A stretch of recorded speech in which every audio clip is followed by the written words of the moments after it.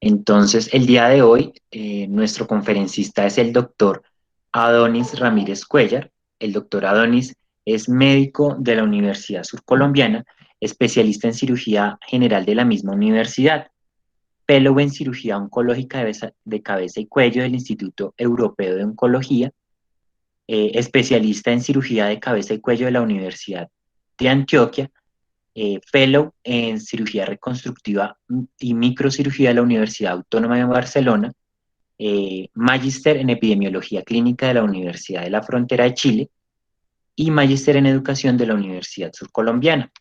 Adicionalmente es escritor, speaker y pues es nuestro tutor principal en nuestro grupo de interés en cirugía de cabeza y cuello.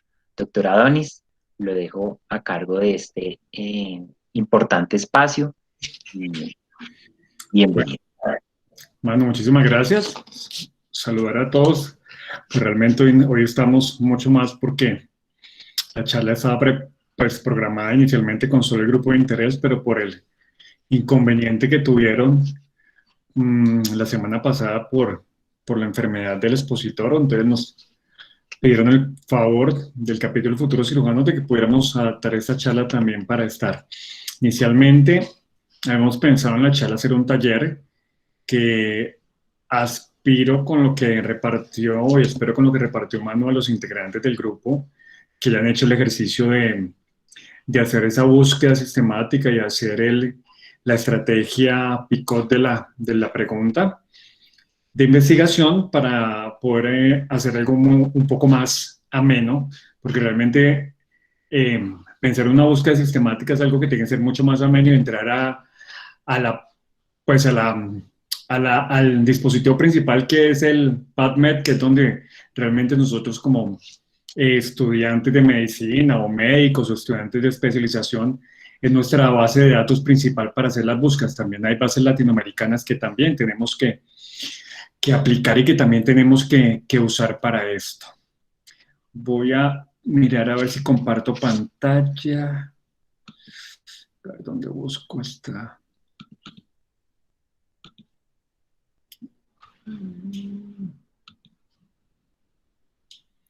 Bueno, no sé si se está viendo ahí bien, mano, porque yo no tengo retorno, entonces, Sí, ¿sí? profe, ya se ve pantalla.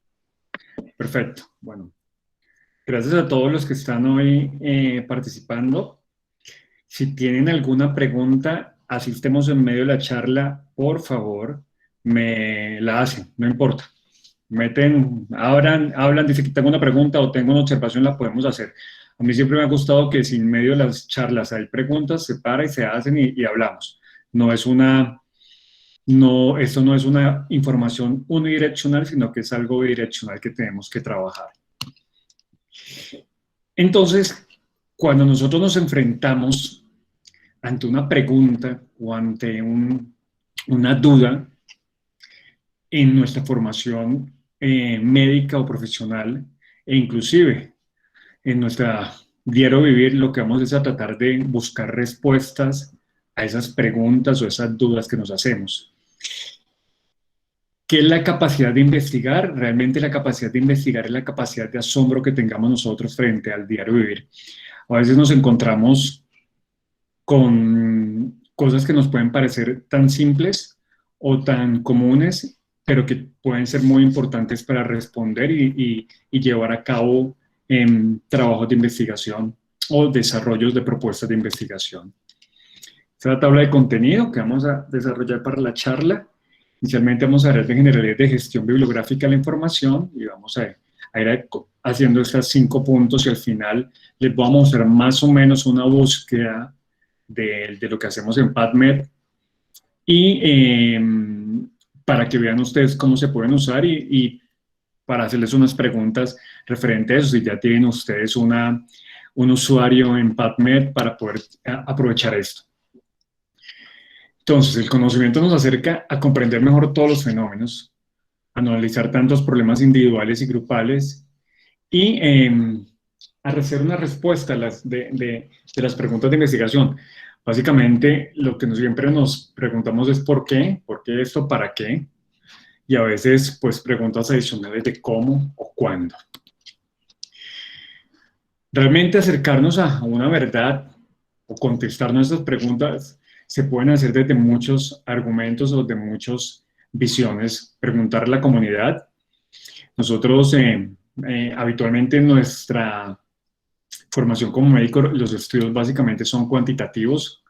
No nos acostumbramos a hacer estudios cualitativos, que es donde salimos nosotros a hacer estas preguntas a la comunidad básicamente con estudios cualitativos. La intuición, la experiencia y básicamente recopilando esa información para tener una mayor evidencia, un mayor peso de las respuestas que encontremos a esas preguntas. Obviamente, nosotros en este momento, bueno, yo soy de una generación mucho menor que ustedes, muchachos y muchachas. En mi época, cuando yo empecé a estudiar medicina, pues empezamos a tener el Internet de una forma bastante rudimentaria, entonces las búsquedas de información eran realmente subirse a la biblioteca de la universidad, a la biblioteca de la facultad, a tratar de buscar en las fichas bibliográficas. Yo creo que ustedes ni tienen idea de eso, que eran unos archivadores donde uno entraba a buscar cajón por cajón la ficha bibliográfica, a ver qué libro, qué revista había y tomarle el dato y hacer esa solicitud. Y eso se pasaba en todas las bibliotecas. Uno iba a la biblioteca Luis Ángel Arango a hacer esa misma situación de todas las revistas que tenían, porque no todo estaba indexado, no todo estaba tan a la posibilidad de tenerlo ahora. Pero esos dos aspectos, el de tener muy poca a tener mucha información, los dos realmente extremos también son malos para poder discernir. En este momento que tenemos acceso fácil a cualquier información, que tenemos todas las bases para consultar que son libres, que tenemos el mismo Google o las bases más importantes como el PubMed, que tenemos las bases latinoamericanas, Cielo, Lilas. A veces podemos pecar de que tenemos tanta información que no sabemos discernir esa información, no la sabemos usar para contestar las preguntas que tenemos que investigar o para contestar nuestras dudas. Hace tanta información nos puede obnubilar y lo que nos puede hacer es perder un poco la objetividad. Entonces, miren, 2.470.000 resultados, lo que se hace la búsqueda del sirve de cabeza y cuello en Google, que es como el servidor en el que todos buscamos muchas cosas de lo que tenemos a mano. Como quien dice, si uno no lo sabe, pregúntele a Google, o si uno quiere que le respondan en video, pues pregúntele a YouTube, que están ahí básicamente muchas cosas que podemos encontrar información. Entonces, mira toda esa cantidad cuando montamos algún término general y realmente eso nos puede nublar, decir uno, bueno, ¿y qué hay ahí? ¿Cómo encontrar ahí? ¿O cómo llegar a la información relevante que me sirva a mí para contestar mis preguntas?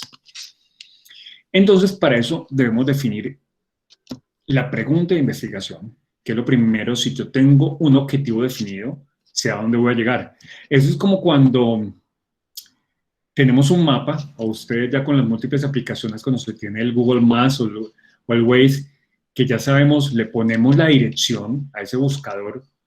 Yo quiero ir a la calle tal, con carrera tal, le pongo y él me va a decir, vaya por aquí, vaya por acá, y bueno, me va a decir, aquí hay menos tráfico, aquí hay más tráfico, para llegar más rápido a ese objetivo. Entonces, cuando yo tengo un objetivo definido para la búsqueda, que es lo primero que yo quiero buscar, cuál es la pregunta y la oriento, voy a llegar mucho más fácil a la información y voy a dejar de dar tantas vueltas y perder tiempo.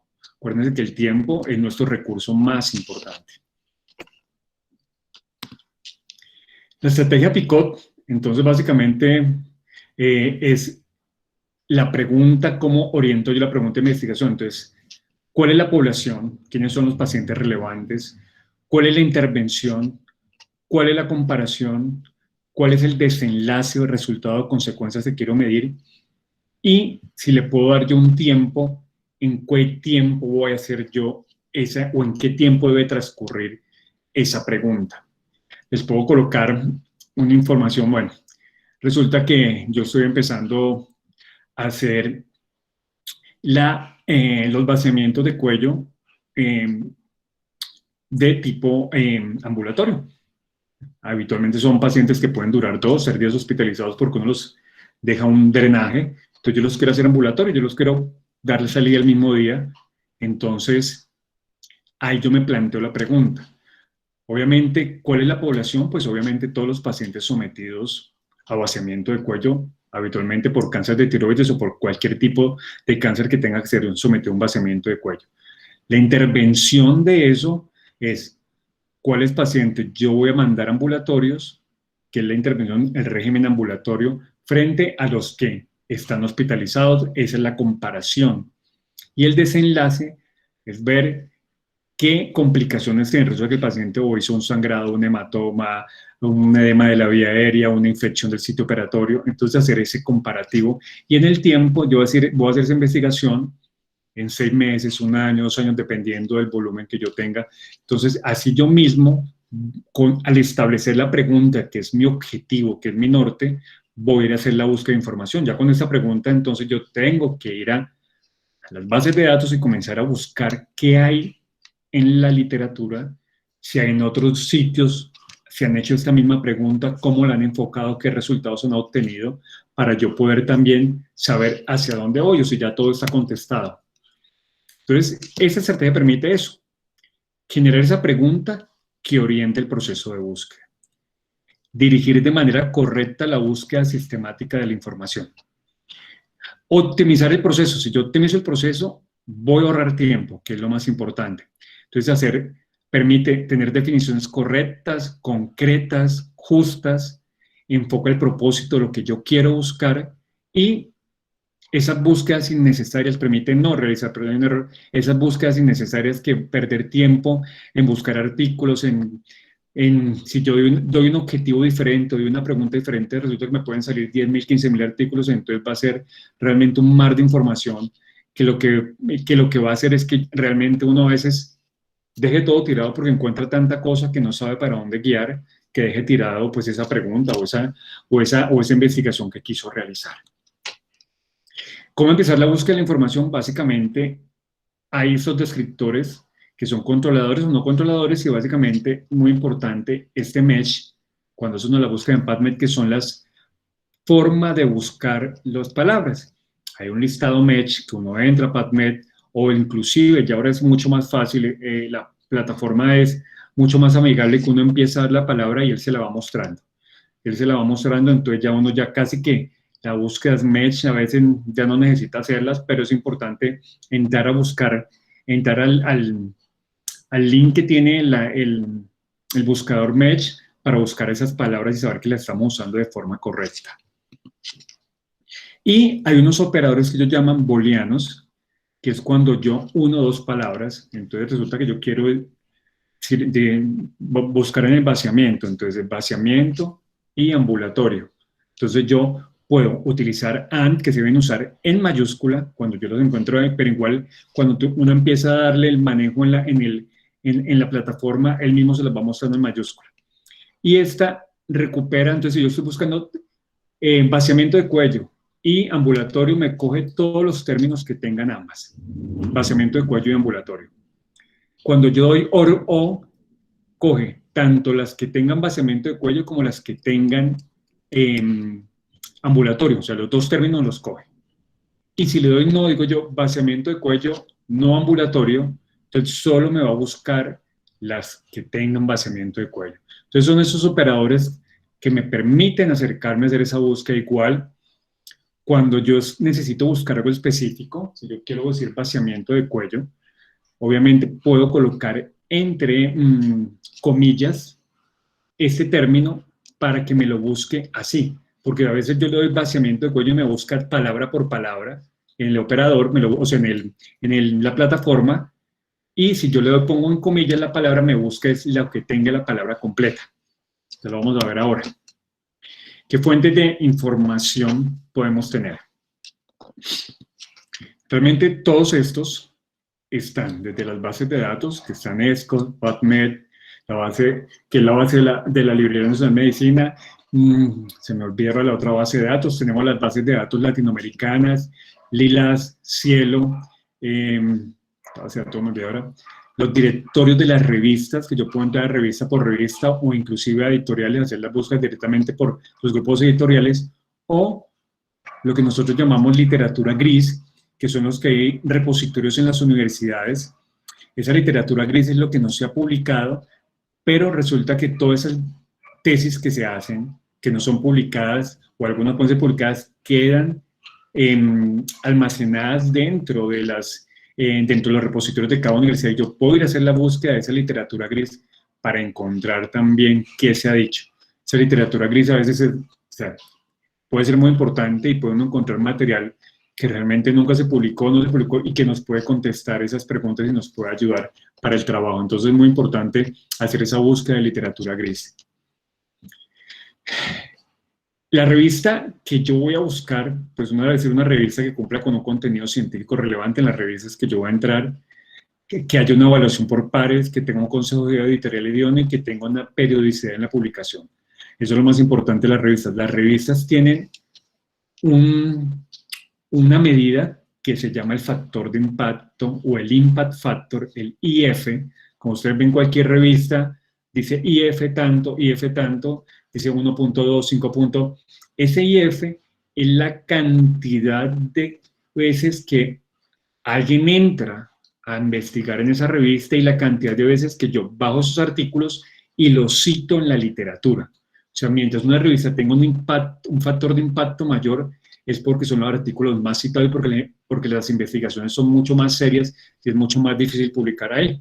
Las revistas de mayor impacto, mayor factor de impacto, pues están el New England Journal of Medicine, que es realmente como que el top de publicación para alguien en medicina o en las ciencias médicas y biológicas. ¿Cómo seleccionar la información? Entonces resulta que yo tengo todo este rollo, todo este cuento y no sabe uno qué voy a seleccionar, qué voy a llegar y qué me va a servir a mí. Entonces, todos los estudios epidemiológicos tienen algo que nosotros llamamos un nivel de evidencia. Un nivel de evidencia que va desde el más pequeño al más alto. Los estudios epidemiológicos pueden empezar simplemente con reportes de series de casos. Y esa serie de casos, los niveles de evidencia son mucho más bajos, el nivel de evidencia C, porque son una serie de casos. Pero las series de casos a veces pueden ser de mucha importancia cuando son enfermedades de poca prevalencia, de poca frecuencia, que son muy pocos casos reportados. Entonces lo que uno hace es buscar esas series de casos para saber cómo orientar la pregunta que uno tenga o la información. Muchas de las enfermedades y las investigaciones grandes que se han hecho en los años empezaron como serie de casos. Verbigracia, la epidemia del HIV, del SIDA, que empezó en los años 80, inicialmente fue reportada como una neumonía asociada a pacientes homosexuales. Entonces comenzaron a reportarse de casos y de ahí fue donde fueron tomando toda la investigación pues para llegar a todo lo que se ha hecho después. Lo otro, vamos como en ese nivel, entonces uno encuentra series de casos, encuentra ya los estudios que son descriptivos o analíticos, que pueden ser retrospectivos o prospectivos de acuerdo al tiempo, que pueden ser transversales. Cuando nosotros hablamos de retrospectivos es porque echamos hacia atrás, vamos a mirar hacia atrás. Cuando hablo de prospectivos es porque yo empiezo a mirar de para adelante, o sea, yo hago una pregunta y me la voy a contestar, que es lo que uno puede hacer con estudios de cohortes o de casos y controles, igual que también se puede hacer retrospectivos con estudios de cohortes. Y los transversales son aquellos estudios donde yo mido un momento del tiempo, es como si tomara una foto. Esos estudios transversales es como si tomara una foto y mido un momento del tiempo. Entonces, ese momento del tiempo me manda a mí un resultado, o sea, yo voy a medir solo lo que pasó en ese momento. Y son estudios que nos dan un nivel de evidencia 2 o B, y los estudios que dan mayores niveles de evidencia, pues obviamente son los estudios experimentales, pseudoexperimentales, son los ensayos clínicos controlados, o también cuando hablamos de los metaanálisis y las revisiones sistemáticas. ¿Qué son los metaanálisis y las revisiones sistemáticas? Yo cojo muchos artículos respecto a un tema y hago un análisis de todos esos artículos de los que han dicho, tratando de buscar si son homogéneos los resultados, si no son homogéneos, qué heterogeneidad tienen, y de ahí doy como una información mucho más poderosa desde el punto de vista de evidencia científica. Acuérdense que cuando nosotros tomamos decisiones estamos casi siempre sujetos a la evidencia que tenemos frente a esto para tomar una decisión buena o no. Y desde ahí van los niveles de evidencia A, B o C, de acuerdo a el tipo de estudio. Entonces aquí está, reporte de casos, serie de casos transversales, casos y controles, estudios de cohortes, los ensayos clínicos controlados o las revisiones sistemáticas y los metaanálisis que realmente están casi que al mismo nivel de los ensayos clínicos controlados aleatorizados. Recuerden que es mayor el peso si son aleatorizados porque no tienen, pues no están sujetos a la intervención de los investigadores, porque a veces pues muchos quieren intervenir para cuadrar los resultados a favor de lo que ellos están preguntando o para manipular, para obtener la respuesta que ellos quieren. Conclusiones. Como clínicos estamos enfrentados a múltiples problemas, que son las preguntas de investigación. Y desde la pregunta de investigación más simple, nosotros podemos hacer búsquedas para contestárnoslas. Vayamos o no vayamos a hacer una publicación, un trabajo de investigación, cada vez que tenemos una pregunta, vamos a la búsqueda. Y les digo, si ustedes en todos los días que trabajan, cada día no tienen una pregunta, lo que vieron en su consulta, lo que vieron en su cirugía, en sus rotaciones, no hay una pregunta o una duda que tengan, creo que ese día como que se perdió un poco, porque realmente todos los días hay que dudar y preguntar. Y como yo siempre le decía a mis estudiantes internos, no traguen entero. Uno siempre tiene que poner en duda todo lo que le dicen, ser siempre escéptico y tratar de buscar. La literatura científica es muy extensa y necesitamos herramientas que nos ayuden a aproximarnos de manera más crítica y eficiente. Esa es como la presentación que teníamos de lo que íbamos a hacer con el taller con el grupo. Yo abro el micrófono a ver si de pronto hay alguna pregunta que quieran hacer, alguna observación